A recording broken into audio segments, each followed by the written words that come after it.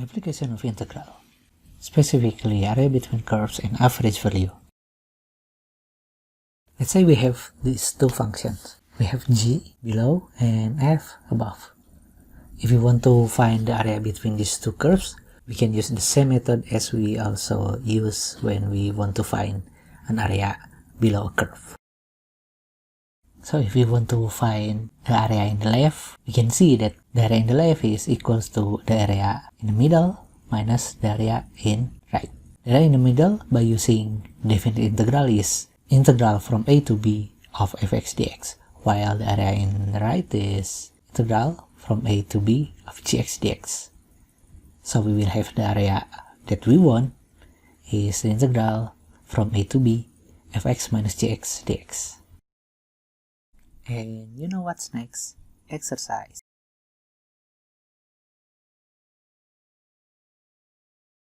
Here's the first application of the area between two curves in economics.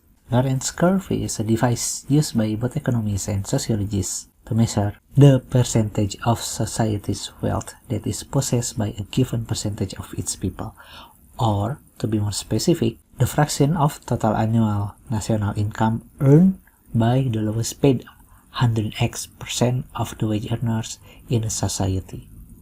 For example, the lowest paid 30% of all wage earners receive 23% of the society's total income.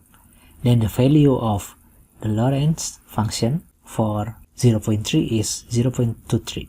The lowest paid 30% of all wage earners receive 23% of the society's total income. That is the meaning of Lorenz curves.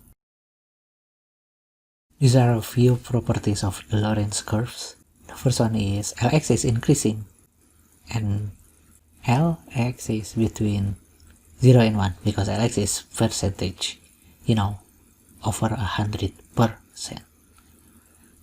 L0 is 0 because, well, the wages are earned when no wage earners are employed. L1 is 1 because 100% of wages are earned by 100% of the wage earners. And Lx is always less than x because the lowest paid 100x% of wage earners cannot receive more than 100x% of total income.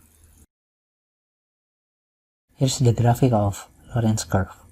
We also introduce the new definition. It is called Gini index.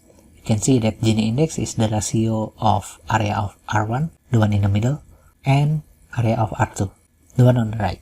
R2 is always half because, well, it's a triangle, while R1 can change depends on Lx.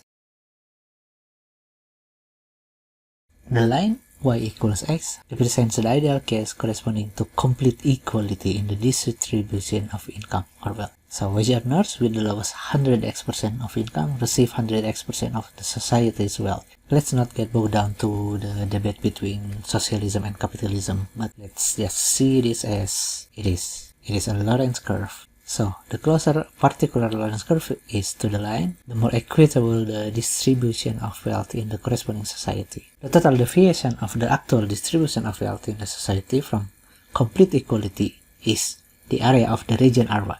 And this region is closely related to Gini index, as we will see in the next slide.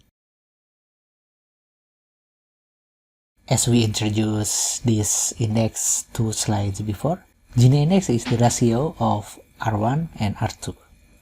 R2 is always half because it is a triangle with an area of half, and area of R1 is, we can see by using the area between two curves, is integral from 0 to 1 x minus Lx dx. So Gini index is 2 times that integral. This Gini index always lies between 0 and 1. So index of 0 corresponds to total equity or complete equality, while the index of 1 corresponds to total inequality. All income belongs to 0% of the population. The smaller the index, the more equitable, and the larger the index, the more wealth is concentrated in only a few hands. Can you guess the Gini index of Indonesia?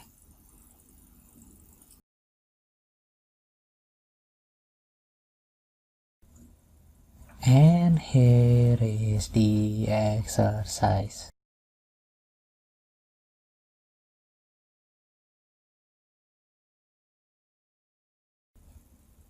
And the second application of definite integral is to find the average value of a function. The formula is as basic as it can be. So the average value of a function between a and b is integral from a to b fx dx over b minus a. You can try to find the average value of the function given in the exercise.